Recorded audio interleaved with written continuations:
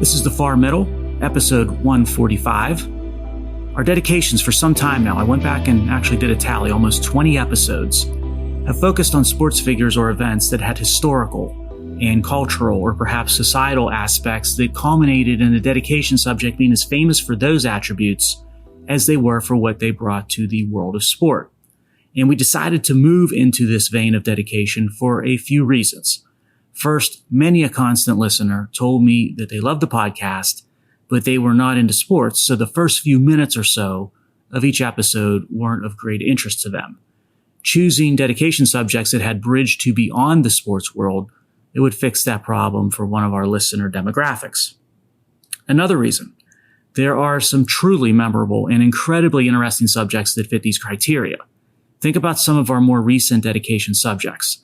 Fascinating aspects beyond the field or arena of the day job or of the subject, so to speak. And for what it's worth, using unofficial data, I do receive more feedback on these dedication subjects than ever. So we're going to continue to mine this vein for a while. Episode 145 offers up yet another intriguing dedication. A baseball pitcher from the 1970s, but a personality and story for the ages. And that's a story that's reached urban legend status, but that is also sad and tragic. There was no one like this guy, and there likely never will be. His name was Doc Ellis. Unfortunately, much of Doc's life story revolves around substance abuse. At age 14, he began drinking alcohol and using drugs in Los Angeles, where he grew up. And we're going to come back to substance abuse with Doc's story, as you will soon hear time and again. And Ellis played baseball as an infielder for a local LA semi-pro team that ironically was named the Pittsburgh Pirates Rookies. And that was named after the key team he eventually played for in the majors. That semi-pro version of the Pirates had a long line of what would become pro players in the 1970s. So check out this roster who ended up in Major League Baseball stadiums a few years later. You had Willie Crawford, Bobby Tolan, Roy White. Roy White was a great player. How about another great, Reggie Smith? He was awesome. And Bob Watson. But Ellis refused to play baseball for his high school team because another player allegedly made a racial slur against him. But when Ellis was caught drinking and smoking marijuana at high school during his senior year, the school agreed not to expel him if he agreed to play for the school's baseball team, which he did for a couple of games. And after high school, Ellis attended a small local junior college in LA, and Major League Baseball teams wanted to sign him to a contract, but he heard rumors that the Pittsburgh Pirates gave out the best signing bonuses of $60,000. So he held out until the Pirates made him an offer, but he was arrested for stealing a car, and the Pirates signed Ellis only for $500 a month and a $2,500 signing bonus. Crime doesn't pay, does it? Now, during his minor league career, Ellis once chased a heckler in the stands with a baseball bat. He was channeling, I guess, a bit of Ty Cobb from 2 generations prior. And Ellis started using pills when he pitched in the minors, specifically amphetamines, which wasn't abnormal for the times, by the way. And soon enough, Ellis became addicted. And he claimed that he never pitched a game in the majors without using amphetamines, and that he needed between 5 and 12 capsules a game. Ellis acknowledged that he began to use cocaine in the late 1960s, probably in the minors. Once he made the major leagues with the Pirates, Ellis no-hit the San Diego Padres in June of 1970. Legend has it he was under the influence of LSD when he performed that feat. And there is a great documentary made of this game and the events surrounding it. It's a must-watch. The title is No-No, a documentary. No-No being the nickname for a no-hitter in baseball, of course. And it's readily accessible on the web and YouTube and streaming. Definitely worth a look, as I said, even if you're not a sports fan. It's a great story. Well done documentary. Now, after the Pirates had flown to San Diego on Thursday, June 11th of that year, right before the no-hitter game, Ellis was visiting a friend in Los Angeles. So he was up north in LA, and he used LSD, according to him, 2 or 3 times. Now, thinking it was still Thursday, Ellis took a hit of LSD on Friday, actually, at noon, and his friend's girlfriend reminded him at 2 o'clock that Friday that he was scheduled to pitch that night in San Diego. So Ellis leaves LA in a hurry. He gets to San Diego. I think he flew down there, and he gets to the stadium in San Diego at 4:30 p.m. The game starts at 6:05 p.m. Ellis said that he threw the no-hitter despite being unable to feel the ball or see the batter or catcher clearly. Here's a quote from Ellis about that game. "I can only remember bits and pieces of the game. I was psyched. I had a feeling of euphoria. I was zeroed in on the catcher's glove, but I didn't hit the glove too much. I remember hitting a couple of batters, and the bases were loaded 2 or 3 times. The ball was small sometimes, the ball was large sometimes. Sometimes I saw the catcher, sometimes I didn't. Sometimes I tried to stare the hitter down and throw while I was looking at him. I chewed my gum until it turned to powder. They say I had about 3 to 4 fielding chances. I remember diving out of the way of a ball I thought was a line drive. I jumped, but the ball wasn't hit hard and never reached me." Now there's a quote or a summary of the game from Ellis's perspective. And he reported that he never used LSD during the season again, though he continued to use amphetamines. Ellis said that he regretted taking LSD that day because it robbed him of his greatest professional memory. Many dispute, by the way, that he took LSD, and many say that he did. And a song has been sung about it. Books have been written about it. I mentioned the documentary No. Johnny Carson did monologues on him. Robin Williams did stand-up about him. He was a fashionista. He would wear hair curlers in his hair while on the field, and Ebony magazine ultimately wrote an exclusive story on that. And Doc ended up passing away too young from liver disease in 2008. He was a personality, an advocate for causes, an addict, an individual, a lightning rod. In many ways, he epitomized much of the late 60s and 1970s. Here's to Doc Ellis and his wild ride. When Doc Ellis was hurling no-hitters and struggling with substance abuse, America and the globe were experiencing their own version of volatility. Now think of the late 60s and the 1970s. Vietnam protests, the Vietnam War itself, conflict in the Middle East with Israel, oil embargoes, and Iranian hostage crisis, and of course the Cold War with the USSR. Yeah, trying times to say the least back in the late 60s and through the 1970s. But in many ways, it's back to the future, looking at the geopolitical map today and comparing it to what it was looking like during the heyday of Doc Ellis. In South America, Venezuela is eyeing up Guyana for oil reserves. North Korea, never wanting to be forgotten about and needing to be the globe's center of attention, it looks to manufacture its own drama, and its leader publicly states that North Korea is no longer seeking peaceful reunification with South Korea. And he now references South Korea as North Korea's principal enemy. And of course, all of that rhetoric is accompanied by firing of missiles into international waters. And yes, the grinding warfare and constant killing occurs on a scale that now reminds everyone of World War I trench warfare in the Ukraine. Putin displays no signs of stopping his assaults, while the Ukraine shows no clear signs of how it's going to be decisively victorious. And then there is the Middle East. Israel invades Gaza after Hamas commits its atrocities, with no end in sight to that bloody occupation. Hezbollah threatens Israel to its north, and that second front of a war could open up at any moment. Houthis in Yemen, they fire on shipping across the Red Sea. Iran backs just about all of these terror organizations and meanwhile finds itself a victim of a terror attack, which is ironic to some. And Pakistan violates Iranian airspace and fires on another terror group inside the borders of Iran. Now that's what you call a region that has gone to hot conflict. Yes, quite the wall of worry when you look across the globe. Unbelievably, none of those conflicts and escalations that I just described constitute the threat that I fear the most. And you know by now, if you've been listening to this podcast, that threat is not climate change. I don't worry about that at all. Instead, I am greatly concerned about China and what may or may not happen and when it comes to Taiwan with respect to just about any day now. It's the most dangerous of all these conflicts and seems to be the most disruptive to the world. Yet no one seems to be paying attention to it with all the other distractions currently ongoing. Taiwan in January recently held elections, and the winner is a candidate, or was a candidate, that the Chinese Communist Party labeled as the war candidate, coming from the war party. And China continues to amp up its intimidation tactics militarily toward Taiwan. Heck, by the time this episode airs, the conflict may have already broken out. And by the time that happens, you can then get an appreciation for how tense the situation currently is. And that leads us right into our primary connection for this episode. If war breaks out between China and Taiwan, meaning China moves on Taiwan, what do the experts expect to happen? In other words, what do these simulations and wargaming exercise indicate from conflict between China and Taiwan, which inevitably, quickly, or immediately escalates into a conflict between China against not just Taiwan, but also its allies, Japan and the United States. I had an opportunity recently to view a presentation by Mark Kantsian, who is a military strategist that specializes in assessing the potential China-Taiwan conflict. And Kantsian is the real deal. He served in combat tours across the Middle East within the U.S. Marine Corps. He served in government focusing on military matters. He taught at Harvard and Johns Hopkins, and he now is part of the Center for Strategic and International Studies, or CSIS.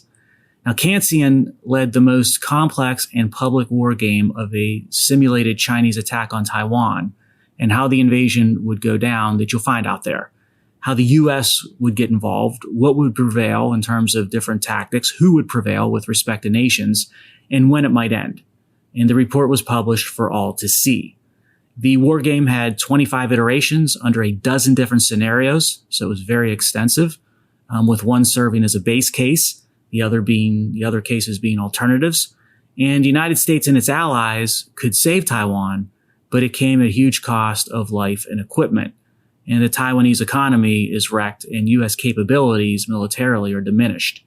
China pays an even heavier price in loss of life and military capability, and the Chinese Communist Party would likely succumb or collapse from the loss. The Chinese landed in the south of Taiwan, not the north, which is, of course, closer to the Chinese mainland.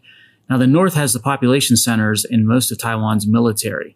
So China likely lands in the south of the island away from the concentrated resistance, and then it tries to build up and move north from there.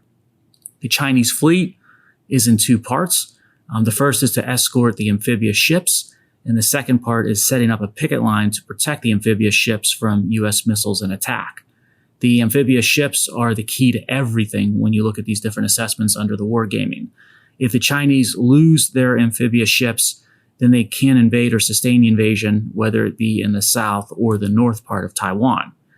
And the role of Japan is an also interesting aspect and a critical one in these war games. Most scenarios saw Japan allowing the United States to utilize its bases to defend Taiwan. And it also assumed that Japan would not engage directly against China unless China attacked those Japanese bases. And in about 20 of the 25 iterations, guess what? China ended up doing just that. They attacked the Japanese bases during the war game, which then meant Japan responded and became engaged in the conflict directly. And this is a good example of why wargaming is a fruitful exercise when done correctly. So why did China usually end up attacking Japan in these simulations, making it tougher for China to prevail over Taiwan because it then brought in another adversary?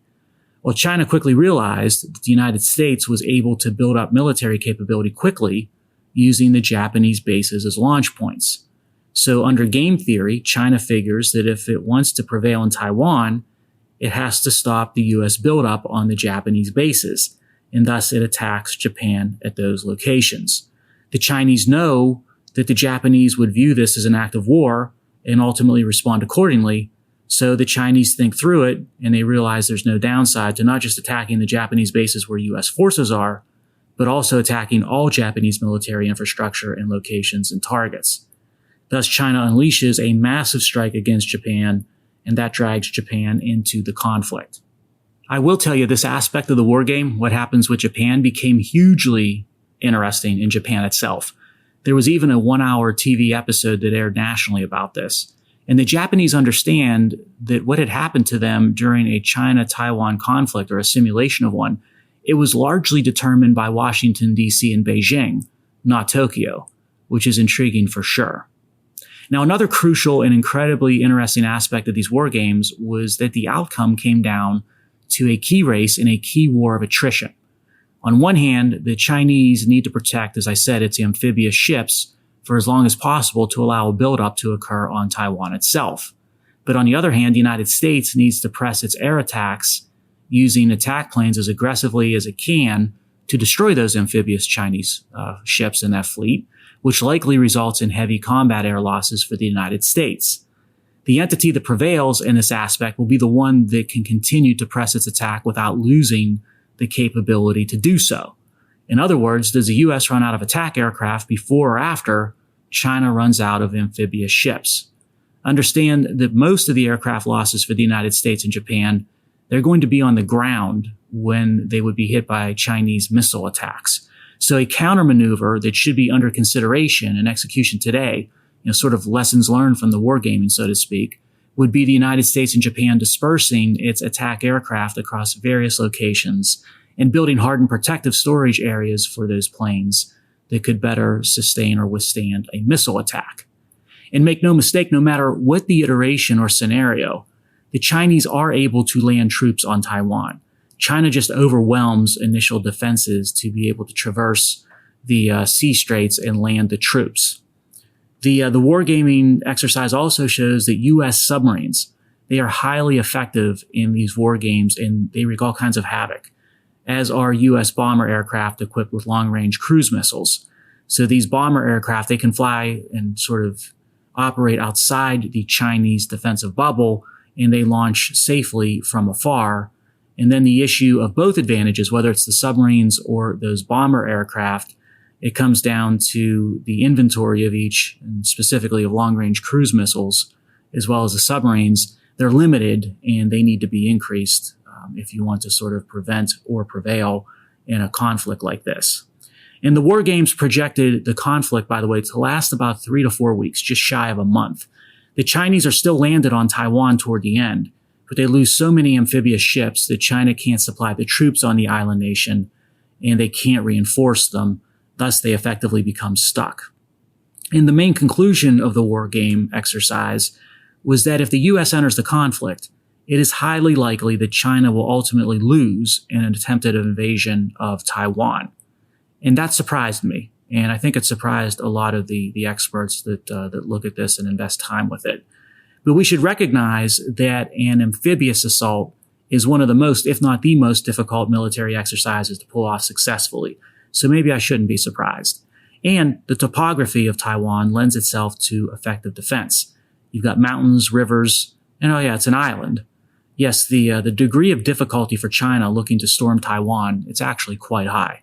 So with all that in mind, here are my conclusions and questions about these war games, which provided, I think, again, great insight to what might be looming as a global crisis.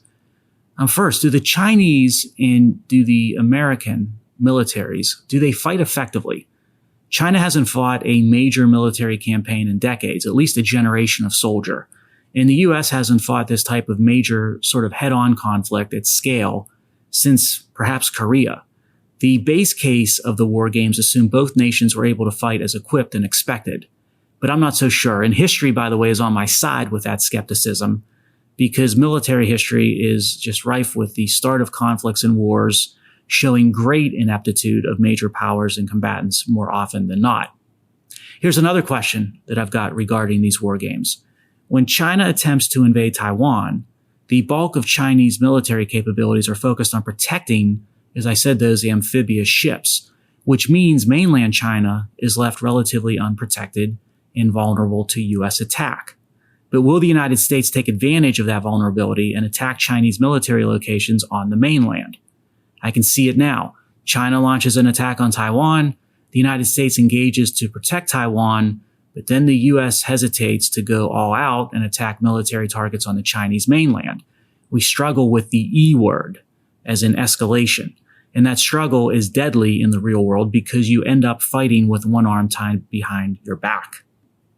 Now consider this special aspect of the China invades Taiwan and creates confrontation with the United States scenario. America cannot do what it did and what Europe is doing with Ukraine when Russia invaded it, which was to support it, sort of. And what I mean by sort of is that we obviously did not directly intercede on behalf of Ukraine, nor did NATO. And our support was a measured supply of ammunition and financial aid and limited weaponry. The idea was that we enjoyed the luxury of being able to keep Ukraine on life support and to feed it various needed resources to keep it alive and still keep it fighting Russia, but without ourselves having to be directly intervening and getting in the middle of the fight directly. That luxury or scenario is not going to exist in the case of Taiwan being invaded by China.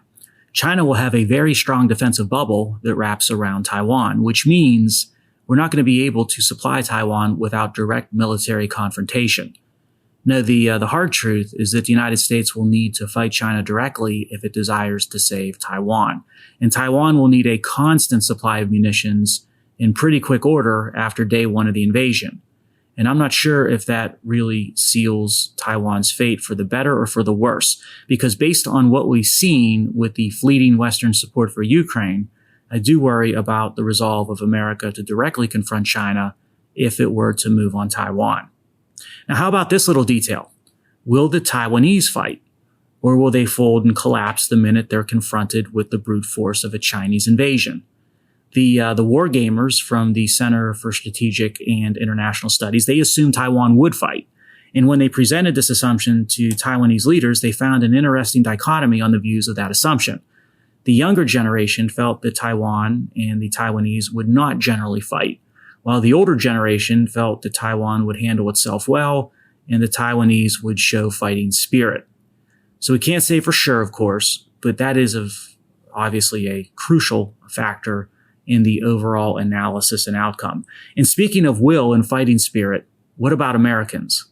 Will public opinion in the United States be able to stomach the level of losses that are likely to be suffered if we want to save Taiwan? Heck, will the military leadership be able to stomach those level of U.S. military losses? I've got serious concerns about the ability or willingness, I suppose, of either to do so, especially in the event of a Chinese attack on Taiwan, which for too many Americans looks on the surface to be a fight that's not one of our making or of our direct concern. Think back to World War II. Until the attack on Pearl Harbor, a substantial portion of the American public took the isolationist view and did not want to involve the United States or Americans in the growing conflict across the world.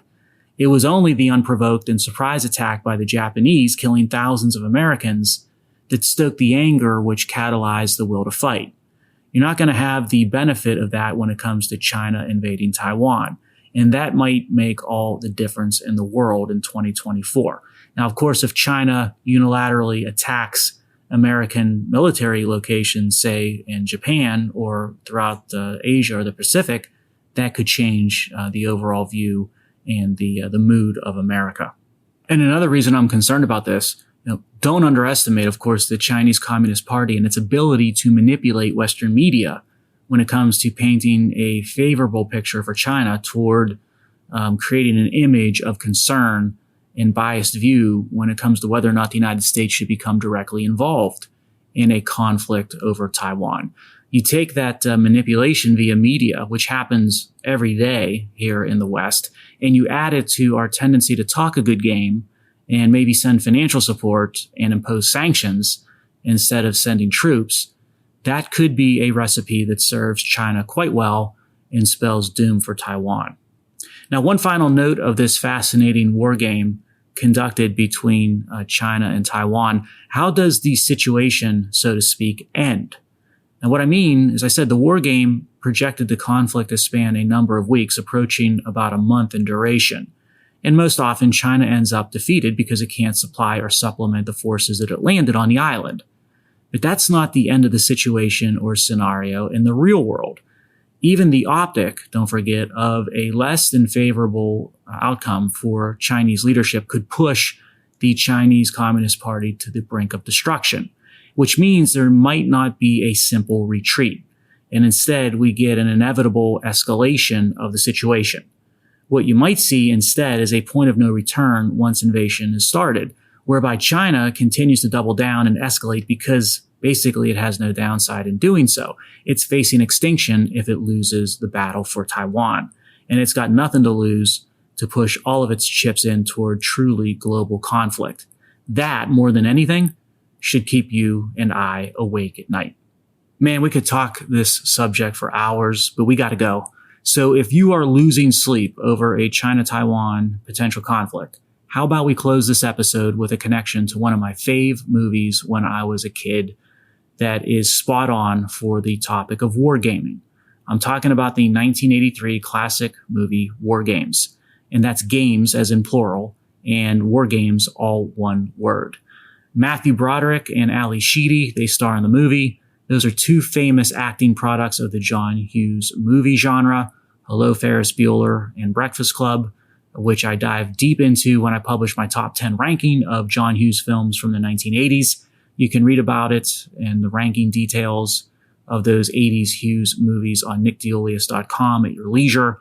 But War Games, that's not a John Hughes film, but it is a movie made before its time with respect to technology, or perhaps right on the cusp of the start of a new time. It talks about and deals with computing power and hacking. It's worth a refresh, I think, and a rewatch for these days with the advent of AI and cyber attacks rising. Similar themes and issues, just a newer version with a subsequent generation when you look at the next chapter of technology. The movie was nominated for 3 Oscars. The famous exchange from that movie was between Broderick's character and the supercomputer, with the computer asking, "Shall we play a game?" And Broderick typing in at the start of the movie, "Love to, how about global thermonuclear war?" He ended getting up more than he bargained for, but you have to watch the movie if you want to see how it turns out. I hope you got what you bargained for and then some with this episode of The Far Middle. Let's do this again in a week, shall we?